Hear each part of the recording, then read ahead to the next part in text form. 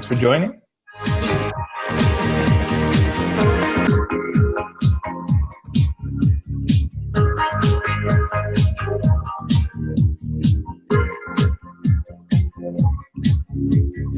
Welcome to LOA Today. Walt, Carlos Balasquita, and Alyx King here on this Tuesday, October the 30th, 2018. It is 4 p.m. New York time. That makes it 1 p.m. Los Angeles time and 9 p.m. London time. So that covers all the major time zones. I'm sorry I haven't learned Adelaide times yet, but I will learn that one so I can announce that one too, because we got to give equal credit to the North and South hemispheres. But guys, Carlos, Alyx, how you guys doing? What's happening? I'm great. How is everybody else doing? I'm wonderful. Yeah, just enjoying this beautiful Tuesday in sunny California. Yeah, sunny California. I mean, it's always beautiful in sunny California. I mean, what is it not beautiful in sunny California, right? Yeah, it rains once every 10 years or so. So, it's pretty nice. Yeah. Absolutely.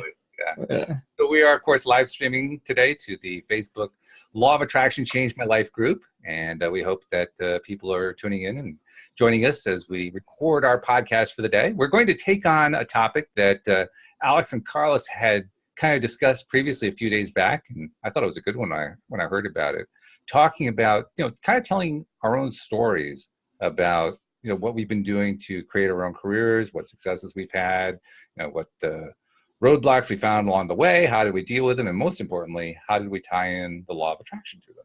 I thought that was a good idea. Which one of you guys came up with that? That was a good one. That was Carlos. That was Carlos? Oh, okay. Yeah. Carlos, you are a fountain of ideas. I mean, you just with them. If it's a good idea, it was my idea. If it was, if it's questionable afterwards, then no comment. Have you ever considered a career in politics? No, forget that. Yeah. Before we get into it, I wanted to make sure I get our promos in. First of all, if you are a subscriber to our podcast, or even if you're not a subscriber, please become one, first of all. And most people know how to do that, but basically you go to your podcast app, or if you're on an iPhone, you can do it through the podcast app or through the iTunes. On an Android, you have to actually install a podcast app if you don't have one. We recommend the Google Podcast app. It's a good one. But the easy way to do it is just go to our homepage, loatoday.net. There are links there that you can click on to basically walk you through the process. So become a subscriber.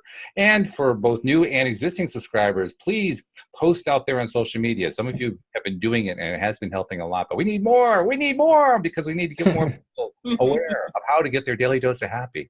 In fact, I mentioned being a politician, and obviously that was totally tongue-in-cheek. But it is a topic that, politics is a topic that's bothering a lot of people here in the United States as we're approaching midterm elections. And one of the things that I keep noticing over and over and over again is how the population as a whole, because they don't understand the importance of getting into that happy zone, they certainly don't understand the importance of the law of attraction for the most part, keep focusing on everything they don't like about the other party. And that's not a healthy thing to do. So that's one reason why I keep saying, please keep posting out there. We need more and more people to find out that there is a place where, first of all, they can feel better just by listening to it.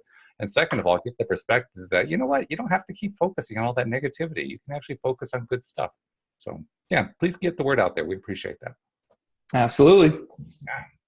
So, okay. The way you phrased this one, Carlos, is a little bit different from the way I phrased it. I phrased it in terms of creating your career using the law of attraction. You had a more of a broader approach to, taking basic principle of the law of attraction and applying it in a wide range of areas in our lives, but particularly where careers are concerned. So I'm going to kick it off to you first. Tell us more about what it was, and then we'll just kind of take it from there. Yeah. So, I guess my idea is very aligned with yours, Walt. The reason I wanted to broaden it a little bit is because I feel that it's pretty difficult to talk about the law of attraction and then to talk about career in a vacuum. You know what I mean? Because we do have wives, we have kids, we have friends, we have family, we have responsibilities. So to kind of, pigeonhole ourselves and kind of only talk about that, I think a lot of the context is where the learnings come from. How did you, because a lot of people, they talk about, let's say, oh, I want a career in, I want to be a lawyer, right? And so it's how do I get started? You know, it's, oh, well, who's going to be affected? How many, you know, how long am I have to go to school? How much debt am I going to have? And how's that going to affect my family? How's it going to affect my future? And, you know, all those things. So, yeah, so very closely aligned with, you know, that same idea, but just, if need be, you know, we can kind of, you know, dive out a little bit. But yeah, for me, it really started as far as law of attraction and just being aware, or actually it happened for me being unaware, because again, I think I said this in one of the podcasts, but my dad gave me a Tony Robbins set of tapes at 12 years old, right? Unusual. Yeah, something about what was that? I didn't hear you. I said an unusual gift for a 12-year-old, a good one. Yeah, it is an unusual gift. But yeah, really, it just talked about taking action and the power of decision, right? And just you know, because I think that's where we were talking about this just a few minutes ago. But a lot of people get stuck, right? Because I want to do this, I want to do that. But we call it the paralysis by analysis, right? You just think about it so much that you actually don't end up doing anything. You just sit around and you think about it, and it's always a dream. And then later, you know, and people like Gary Vee and you know, other notable social media personalities talk about this all the time. As far as once you get to 80, you can't. There's no going back, right? You can't live with those regrets. Regret is like the worst thing that you can have. So okay, you know, now I'm 51, so you're scaring me now. You're just scaring me. I hope you realize that. Yeah, no, but this is all context, right? This is how I got into thinking about that life is short, and really you should live with passion, right? You should live with and do something that, you know, gets you out of bed every day, you know, makes you happy, or at least gives you some kind of drive towards happiness, right? For me, it was oh, go ahead. Nope, I think you still have the floor. Go ahead. Okay, sorry. I thought you had said something there, Walt. It was just ventriloquism. That's all. No, but for me, it was so I was in junior college, and me and school were not clicking well. You know, just I don't know, my personality. High school, I was a average student. I think 2 point and some change, 2.57. I like the way you said that. Good. That's neither here nor there, right? That's all water under the bridge now. But I just never had that love for school, right? And so I kind of dabbled, and I was like, oh, you know what? I want to be a police officer. So I went and I was like, I was going through all the process. And here in California, they had this budget cut, so there was no jobs all over California. But there was this one place in Santa Barbara, and they had 7 openings. And so I went and I applied with, I think it was like 1,700 people. Mm-hmm. And turns out, and I'm going to keep this part of it short, but turns out I got all the way to the end, to the chief interview, and there was a budget cut. And they said, we can only take 5 now. Yeah. And the way that we're going to choose is by school. Oh. So 5 of you have degrees and 2 of you do not. So I think, I mean, everything else being equal, that, you know, for us is the determining factor. So, and this was something that was, I mean, they had found me an apartment for the academy. They had, I mean, everything was done, basically done deal. So this is something that was, it felt like it was taken from me. It was in my hand and it was taken from me. And so I don't know if any of you guys have experienced something similar to this, but where your hopes are all the way up, you know, there's no further up that they can go, and you crash from there. And that could be a very dismal place, right? And, oh man, what am I going to do now? Because I had left school, right? And so I went to check, oh, maybe I can go back to school. And school let me know, well, now since you know, unenrolled, now you're in the back of the line for classes, you can't even enroll for another year, and then the transfer after that is going to be another year and a half. So the future was not looking like it was, you know, very bright, right? There was just a lot of options and not really a lot of places to go. And I think a lot of times we get into that place, and that's where it's the most difficult to manifest things, right? Because you can't see the how. And I think in those times, it's important to really think about what it is that you want and very focused on that. The how will reveal itself. So a lot of times we talk about, or I say this, it's like driving a car at night, right? You have your lights on so you can see just a little, just what you need, right? You can't see, a mile in front, but you can see just what you need to, you can see the line, you can see the light. And I think that life is a lot like that. It's, you kind of have to just drive to the light, right? And then see where you're going to go from there. But yeah, so that was a big disappointment. But again, in taking action and I said, okay, I was told that about the school. So let me figure something out, right? Law of attraction, the universe, right? The law of attraction. I was at the river on a vacation thing with my girlfriend at the time, and her sister was I don't know what her title was. She worked at the college, the local university, and she said, "Hey, Carlos, I'm talking about this with her and her husband." She said, "Hey, Carlos, we didn't meet our enrollment goal this year or this semester, so you can come in and apply, and maybe they'll take you early because I didn't have the units to make that jump." Good idea. And right, so I was okay. And again, presented to me. That's not something that I went and had to go find. And I think that's another thing is a lot of times we feel like we got to, and especially like when you want to take action and you really don't know where to go. Again, thinking about what it is. Sometimes those things are presented to you. Sometimes you'll be in the supermarket and somebody will say, "Hey, did you ever think about this?" And oh no, and then years later, something happened. But so this was a similar situation. So I went down there, to fill out the application, and they rejected me. I got a letter in the mail and said no. It said, unfortunately, we cannot, accept this. And I was missing a class, is what they told me. I went to the admissions office. I was talking back and forth. Again, something just presented to me. This is how and a lot of times we talk about how to know, like you're kind of going in the right direction, right? It's like, is this the universe pulling me in this direction, or is this just me forcing the issue? And so what I like to say a lot of times is the friction is gone, right? You kind of, things just start to kind of smoothly happen. And so again, without any kind of prompting, I got a call from my junior college counselor, and he said, "Oh, I want to talk to you about your grades." And we're okay, cool. So I had gone in, and then I told him the situation. He said, "Oh, no. I used to be a counselor at Cal State San Bernardino, and this, let me show you this." And he went to this book, and this class counts for this.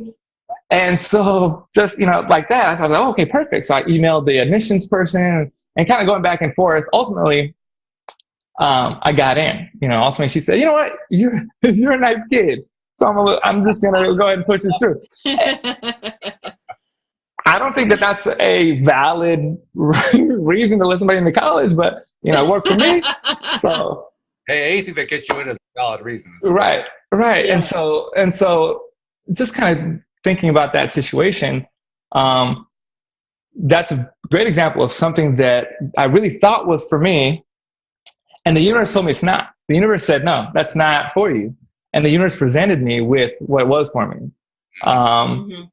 And all I had to do was get out of my way, right? Where did your heart lie between the two possibilities? Where was your heart saying you would prefer to do? Take all, you could choose whichever one you wanted. Which way would you have chosen if you had preferred to go that way? Yeah, I think that's a great question. I think at the time, I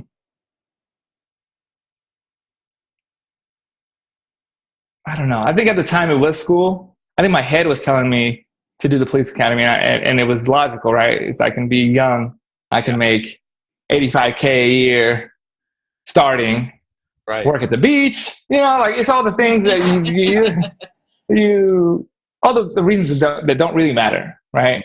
And I think, in that time the universe corrected me and said, "Nope, that's not pretty, and kind of threw me that way. And You're lucky, by the way. yeah, right after that is no. I mean, and my dad even said, he said, actually, happy birthday, Dad. If you're watching, he likes to watch the podcast, so it's his birthday today. So make sure I don't forget that. But no, he even told me, said, like a few years later, just things started hitting the fan with police, and that is not a situation that, and I have to say though, there were role models of police that I really looked up to that made me want to kind of do that. A friend of mine, Billy, who I really looked up to, and was really like the opposite cop of anybody you'd ever think. Just somebody with great rapport and just was respectful to everybody and just a great person. And so I was like, I want to emulate that. I want to, become that kind of police officer. But that's neither here nor there. Well, actually, it's important. I think it's very important because, first of all, I think that most police officers are actually very good people. Yeah. Yes. Credit for that. The ones we hear about are the minority. There's a very small minority that they cause problems. They've got issues of their own. They're the ones who show up in the headlines. It's just, it's not a good thing. But most police officers are actually very good people. Yeah, I actually think that the police department should start releasing more dash cam footage of nice things, because I think the only time we see dash cam footage is when somebody's getting shot, and that kind of if it's 100% of the time that we see a footage that somebody's being shot unjustly, I think that's obviously going to give us a mindset. But that's just my opinion. And the other thing, I think a police officer, that truly is a calling. I think it's true for anyone, but it's especially true for that career. Yeah. And the fact that you haven't said anything about how you felt called to it, that's what told me it really wasn't the right career for you. No, it was all logical stuff. I think my dad being an engineer, and I do have a logical mind, and I was really just thinking about, but it just didn't dawn on me till later. And that's all youth, right? That's all maturity, and you talk about those things, and like as you grow, you kind of look back and you're like, oh man, I was making decisions based off of this filter of the things that I thought were important, and that those filters change, or they should change, hopefully, right? Hopefully they're changing. Once you have family, your priorities change and so on. So, but yeah, I got into the university, got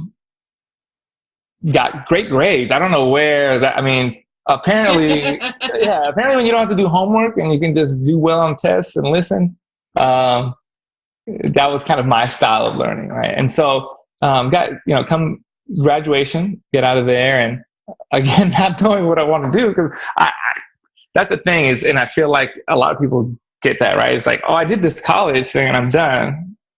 Okay, now what? You know what I mean? Like this thought that I had 4 years ago, again, I'm grown. Like I've grown from that. Now I have the knowledge. Well, how do I apply this to get to where I need to be, right? And so I started with a friend of mine. We went into business together as for title and real estate, and we were going to different offices and real estate agents and stuff. And again, that's all logical. That was all like, I'm good at selling. I'm good at this. I'm good at that. And then I just wasn't. It wasn't in my heart. So I'm big. So I kind of flopped because and I think I get that from my parents. My dad is very analytical and he's an engineer. My mom is this. She flies by her feeling. Like if it feels good, like that's good for her, And so I'm in the middle. So I'll try something and this is logical. And then I'm like, no, this is not for me. This is not feeling good. That's good. Yeah, no. So it's a good little combo. Yeah. And then from there, I've never done this before. Or I guess before this time, but I had worked all the way through college. So from 16 years old all the way to 24, I had worked. And then I said that it was just feeling so bad that I had to let it go. I was like, I can't. And so I let it go. I have a job, which is scary. And I do not recommend that for anybody. I would definitely say get a job, the first job, before you lose the next one, or you go to the next one. But that was a circumstance that I found myself in, right? But I think it's a very important point that I want to touch on is because life is a feeling process, and we talk about manifesting, we talk about the biggest part of that is feeling. If you want to manifest something, you got to attach the feeling to it. And so imagine being in a place where that feeling is not possible for you to create. Right. And so now how are you supposed to manifest things from that place?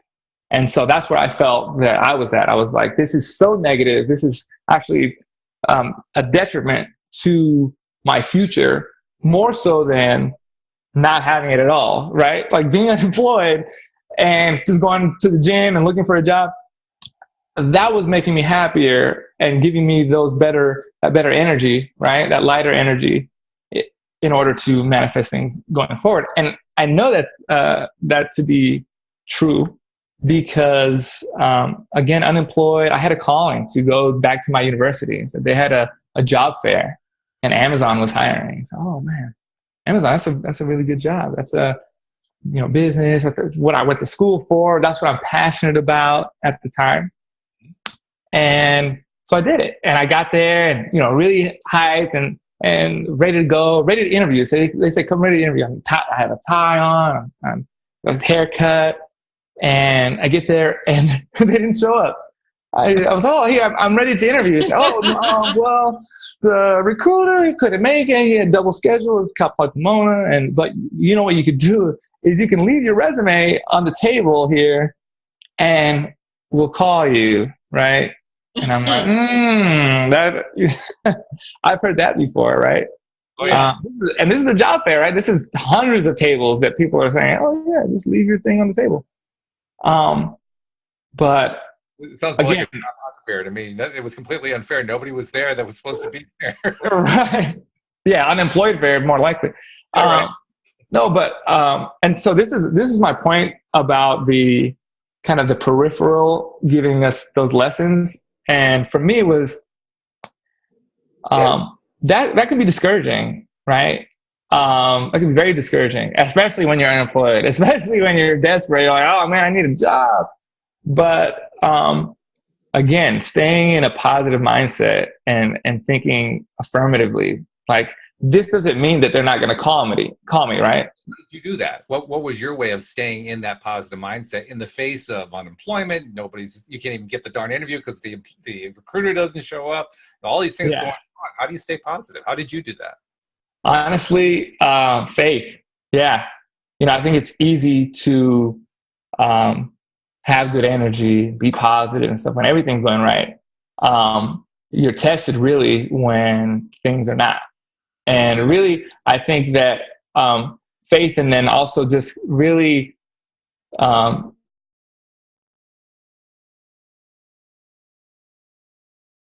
I'm reacting to my circumstances, right? So I think that a lot of times we have a lot of stuff that's out of our control and we focus a lot on those things, right? Mm-hmm. And so instead of that, I was like, well, what's in my control? I don't have a lot, right? I don't have to do a job. At the time, me and my girlfriend had broken up. Didn't have that either. Right? But again, the universe moves things around so that you can have what it is that you're supposed to have, right? And oh man, I just completely lost my train of thought. I was just asking how you stay positive. Right. So then I'm focusing on the things I can control. My diet, right? I started eating really healthy, clean, completely clean. Went to the gym every day, make my body feel good, make my mind meditating every day, make my mind, aligned, stretching, breathing, all these things that when you don't have anything, all those things are completely under your control. Mm-hmm. And also just, what does this mean? So I lost my girlfriend. I quit my job. Why am I in this situation? Because for me, there's always a reason. And I think that a lot of people say, oh, there's a reason for everything, but then they don't really get too deep into that. For me, it's really about the reason, not necessarily a good reason for you, right? Or what you're thinking about. It's going to be different for every person. Right. But a reason nonetheless, like it might be a lesson. It's like, man, I had to learn how to have nothing so that, I can be successful in the future, or I had to move all these things because, well, I'll tell you what it was. So I ended up getting a call up to Amazon a week later. They said, "Hey, Carlos, we'd love to have you in for an interview. We're going to set up your flight," which I didn't know was odd at the time. I said, "Oh yeah, sure." When I get to Amazon up in San Francisco, they say, I'm talking to the other, applicants and candidates, and they're asking me, "How many interviews have you done yet? So far?" And I'm like, "I haven't done any." "Oh, I've had 3 phone interviews. I've had 5 phone interviews. I've had 2 phone interviews. I've been for 3 months." And I just dropped a piece of paper off at a table that nobody was standing at. You know what I mean? And I went to Cal State San Bernardino. Again, these people are from Purdue, from Northwestern. And so, if anything, they should have been grilling me more than any of these people. But again, when the universe gives you something that's for you, it is, and so there's not really too much that you can. The only thing I think you can do is really get in your own way. And so, so then I had the interview, passed the interview, and I'm sorry, let me back up. I had the interview. I met this guy at the interview. He's a very friendly guy, overly friendly, which I kind of, and I'm friendly, but I kind of was like, let me kind of check this guy out for a second. His name was Terry. He's, "Oh man, did you want to get dinner?" And I'm like, "Oh, yeah, all right, cool. We'll go to Buffalo Wild Wings. We're all hanging out with some other people that interviewed." And he asked me, "Hey, if you get the job, you want to be my roommate?" And I'm like, "I don't even know you, dude. I have no idea who you are. There's just so many things I'm thinking about." But I was like, you know what? I'll think about it. And then we exchanged phone numbers. And then I did. I really deeply thought about it because I ended up getting the job. And I thought about it, and I was like, I don't know anybody where I'm going. I don't like to live by myself. I was like, I don't know this guy, but screw it. This is what, again, this was presented to me in such an odd way. It's like, you can't, you can't make this stuff up, right? And so I get to, so we both get the job. Cool. They say, you got to move up north in 3 weeks. You have to pack up all your stuff and be up north in 3 weeks. And so we're like, this is impossible. So we have to, as soon as we know, that next day we drive from Riverside to Tracy, California. So that's I don't know, 10 hours or something like that. Down Southern California to Northern California to find an apartment. No apartments available. There was maybe this is a small town outside of Oakland, right? And there's nothing. There's one apartment complex. Nobody else is answering the phone. Nothing. There's this, and the one apartment complex we go to, the guy says, "Oh, yeah, I'll show it to you." And he shows it to us and he says, "Oh, but there's a long waiting list. There's about 7 people on the waiting list. And we only have this one unit available. So, maybe I'm saying probably in probably 4 or 5 months, we'll have something." Oh, man. Wow. But we filled out the application anyways, again, not to be deterred. Because, and I think my mom said this because something similar happened to her in her career, but she applied for 1 spot or 2 spots out of 1,000 or something like that. And she was like, and she said that she'll never forget my dad telling her, because she said, "Oh, they're only going to pick 2 out of 1,000. And he said, who said one of those 2 is not going to be you?" And that's kind of the same, thought that you have to have. It's like, the odds are this. Oh, well, somebody's going to win. Why not me? And so on our way back home, that same day, they call us and say, "Oh, you got the apartment." Wow. I didn't ask why. I don't know how. You don't know how. It's not up to you to know how. It isn't. Well, and I didn't want to ask the guy either. "Oh, what happened?" It's none of my business. That's maybe I would ask, actually. Yeah, maybe 6 people failed a credit check, and that just was my, maybe they were going through something, and so, but the first one and the next 4 thought that the first one was going to get it, so they quit, and that left room for you. And it could be any of those things, right? And so, but you're right. It doesn't really matter at the end of the day. But yeah, so that's what I'm talking about with no friction. It's almost like there's things that should go wrong that almost miraculously just turn out right.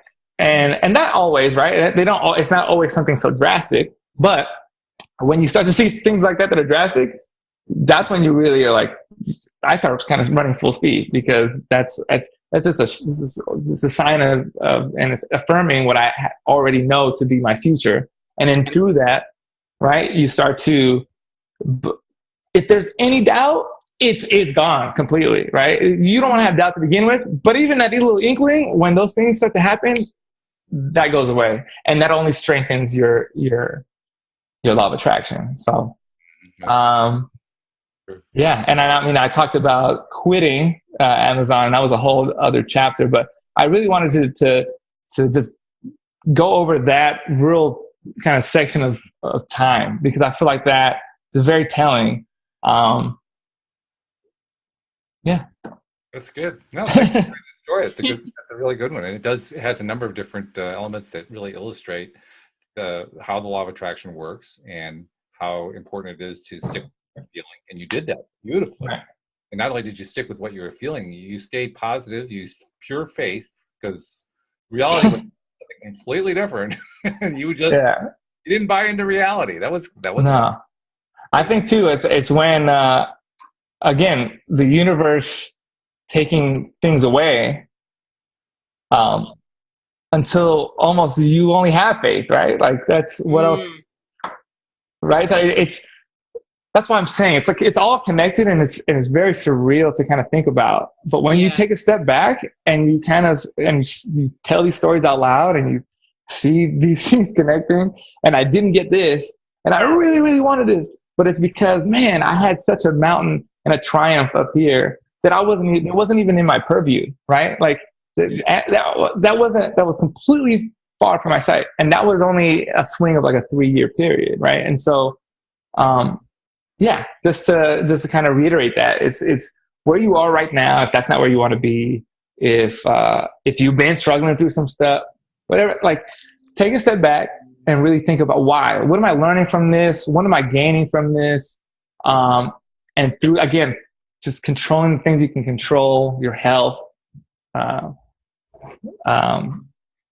think that's all good. Yeah, and just moving forward, Well, good. Thanks for sharing that. That's really good. Yeah, no, absolutely.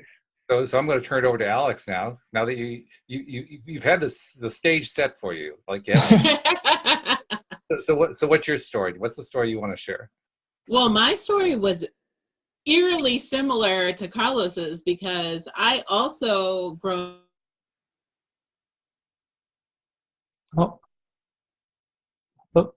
We got a bit of a freeze. Alyx? Hello, Alyx.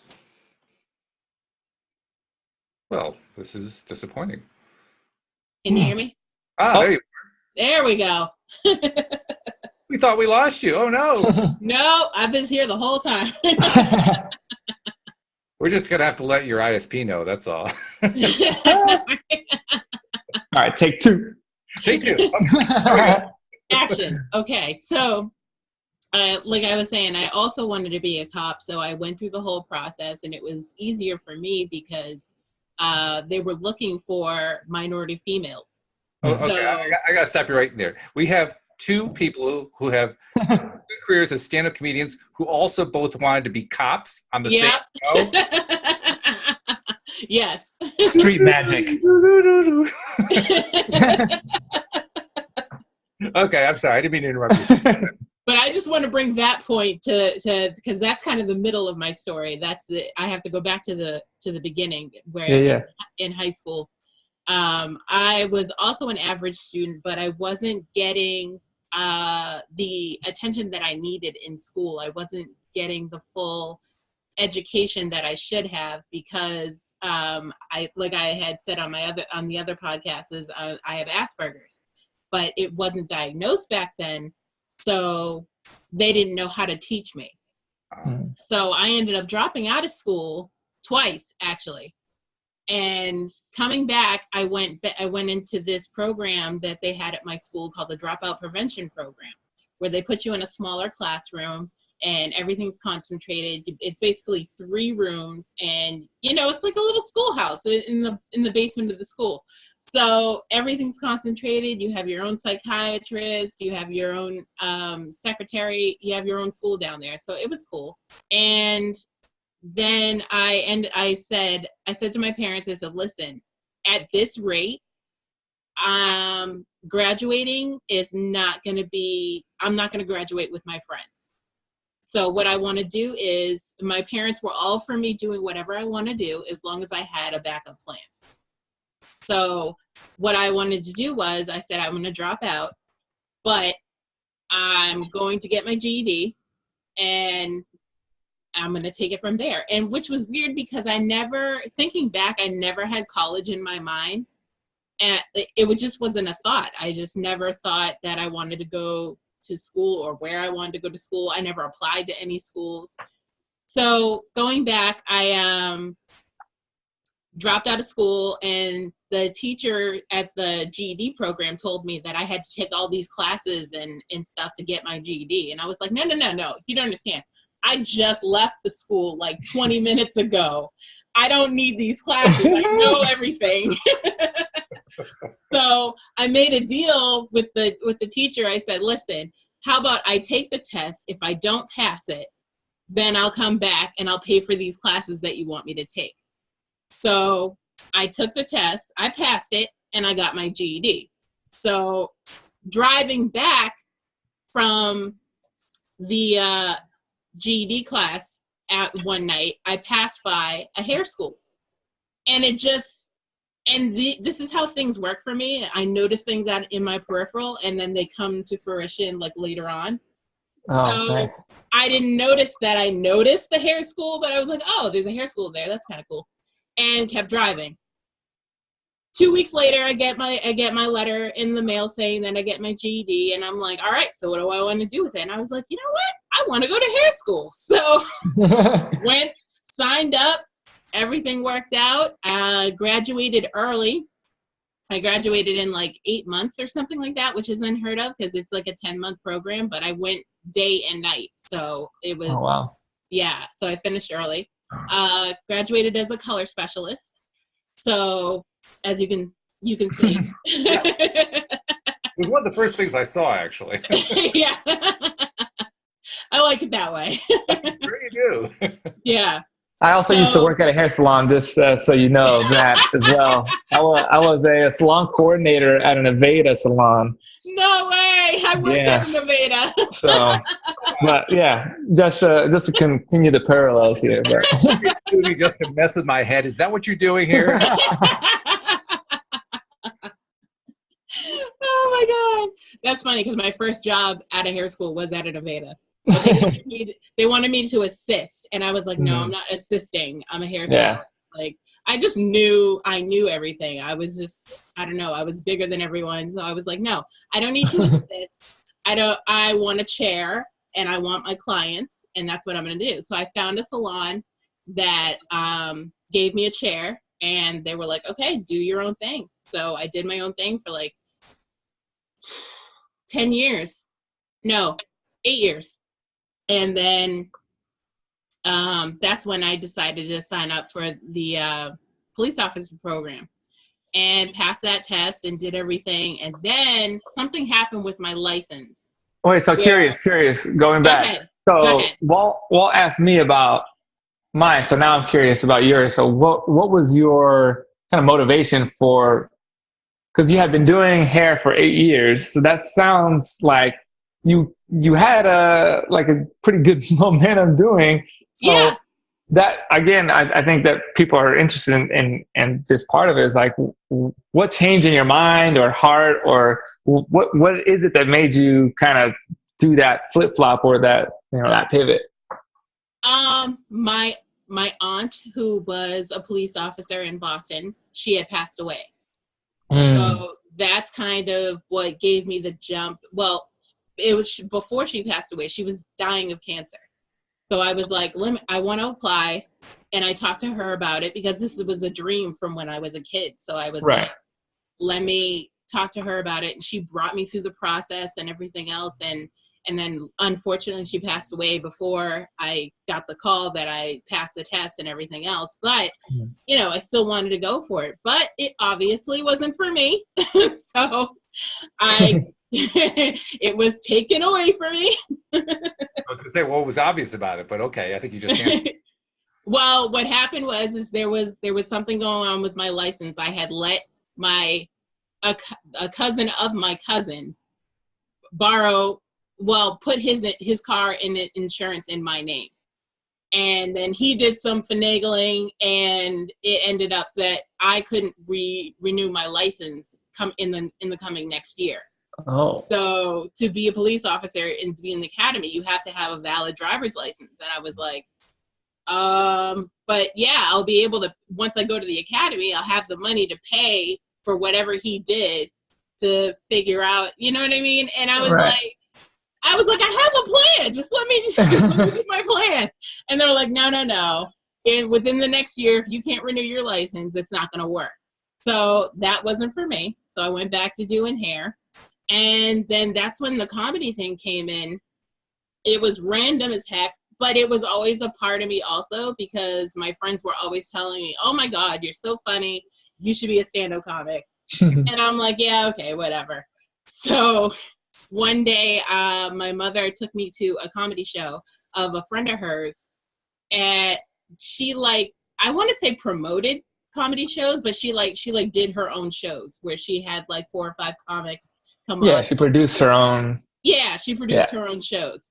So we went to the show, and after the show, I walked up to her and I said, you know what? I would like to try this. And she said, are you sure? And I said, and I talked to her for a little while, and she was laughing, and she was like, you know what? I think you can do this. Yeah. So that's my story. That's how it just snowballed from there. How long ago was that? 10 years ago. Oh, wow. Yeah. And so she produced the show, and you went, how old were you when, if you don't mind me asking, oops, I don't think you're supposed to ask that. But at the time, if you don't mind, or what, where were you at in life when you made that choice? When you were like, yo, I was hot to trot. I was living life. I was at the clubs all the time. I was working at a club overnight, as a shop girl. So I was just, anything I could do, I was doing it. So I was at the hair salon, I was doing comedy, I was a shop girl. And yeah, so I was, let me see, I think I was 22, 23 at the time. Nice. Yeah. That's awesome. Yeah. So I always think about that. It's like, man, I wish I would have gotten into this a little earlier, but it doesn't matter. No, I know. I think that I get caught up like, man, I went to college and maybe I didn't really need to, but but then I think about there's a lot of stuff that I learned in college that, I definitely use today. So, it's all good. It's all happens as if, or as it should, Yeah. Yeah. Well, Mark Evans does the Sunday evening podcast with me and Anne-Marie McEwen, started as a comedian really late. I think he's in his early 50s. And he's been doing it for 10 years. So he started later than either one of you guys. Yeah. And he was not a natural comic either. So he had to actually learn that. Which was so it was not something that came easily to him, but he loves it and he's very good at it. He's quite Well, it is hard to do, even if you're a natural at it. It's still hard. Yeah, because you have to unlearn stuff before you learn stuff. Right. It's like a job, right? Well, that's not exactly how we do it here, so it's like, exactly. Yeah. Mm-hmm. But very cool. What about you, Walt? I know we've talked about your story. Well, I follow the path of what not to do if you're a law of attraction expert. that might be just as valuable. You know what I mean? I didn't be like, oh my God, I'm doing it right now. This is a work in progress. Abort mission. Yeah, well, actually, I did that too. Actually, now that I think about it, but no, I didn't even learn about the law of attraction until I was past 50. So, most of my life I was flying blind. I did take a Tony Robbins course, so we did have that much in common. I took their power course that he offered back in the 80s. It was like a collection of cassettes that you get. But I have to tell you, even after listening to half the cassettes, I was lost. I had no idea what he was talking about.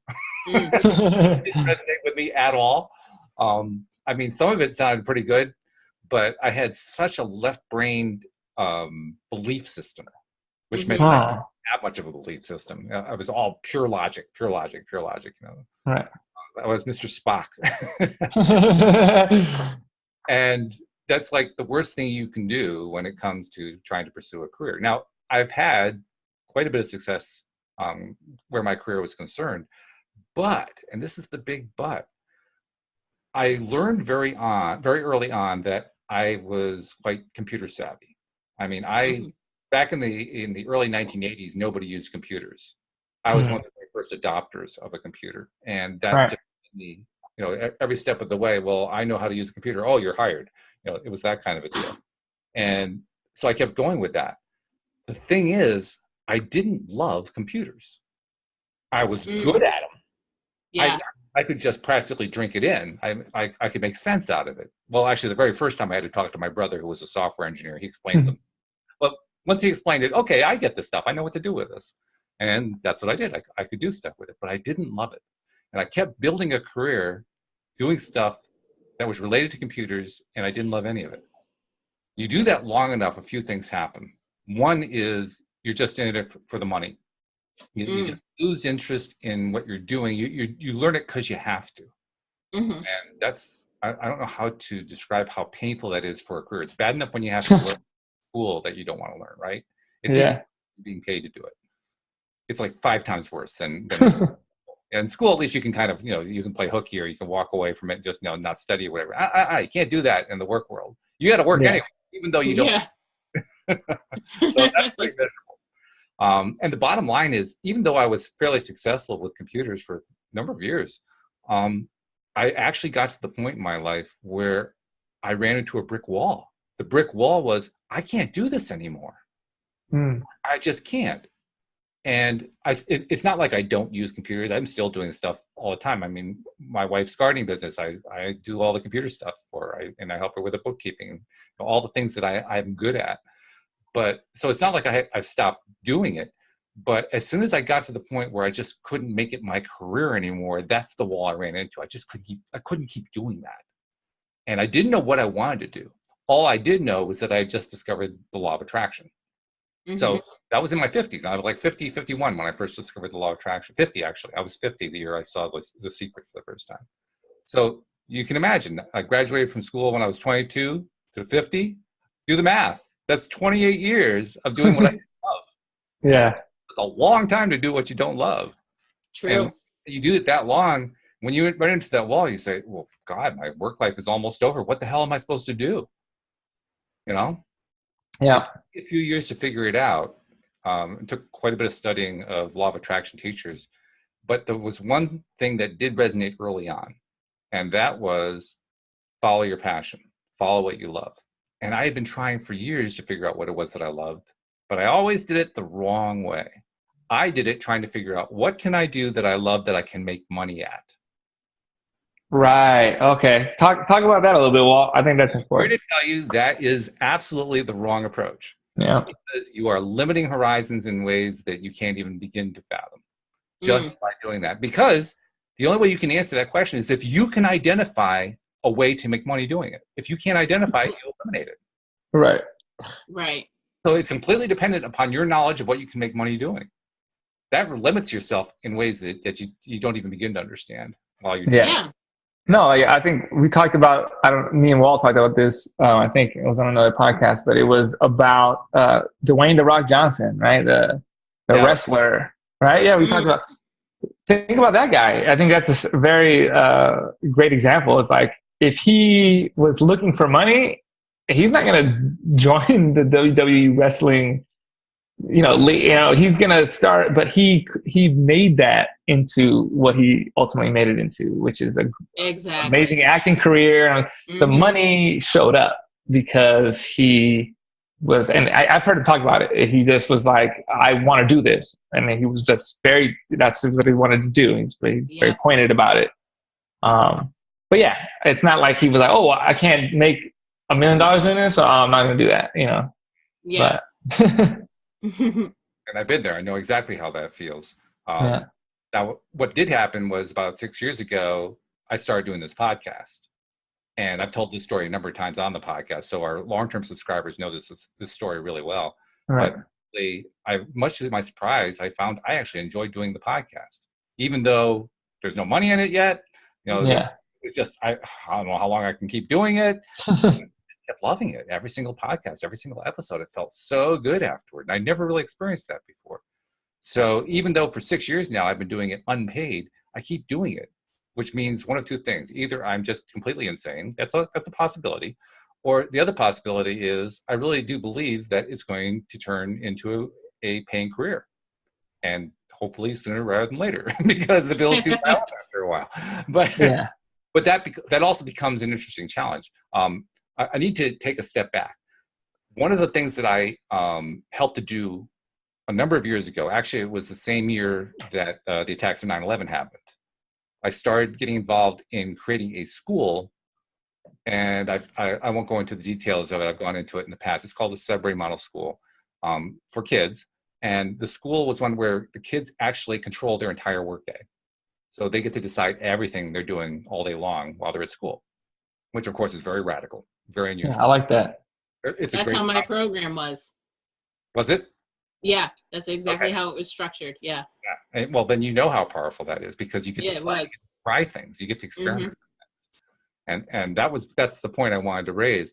Most people coming out of high school, if you went to any given high school graduation class on graduation day and did a survey to ask them what they were going to do, about probably, depending on the school, somewhere between a third to 2/3 were going to go to college. About half of them knew what their major was going to be. The other half didn't. There was a small segment that was just going to go right out into the work world. They knew what they were going to do, and the rest had no idea. And that's because they went through a traditional school system where they had no opportunity to actually experiment and try what they like. Yeah. So that's a really important component. But even though most of us go through that kind of school system, it doesn't mean we can't engage in the same behavior. We're a little bit more limited. I mean, you had the direct opportunity. You could actually be in a place where day in, day out, you could do exactly what you wanted to do. Even if you have to be, working a job while you're figuring this stuff out, you can still pursue. I'm going to try this. I'm going to try this. I'm going to try this. I'm going to try this. And the ideal thing is to try quickly, to try, nope, I don't like it. Try, nope, I don't like it. And just keep moving through stuff until you find the thing that you really love.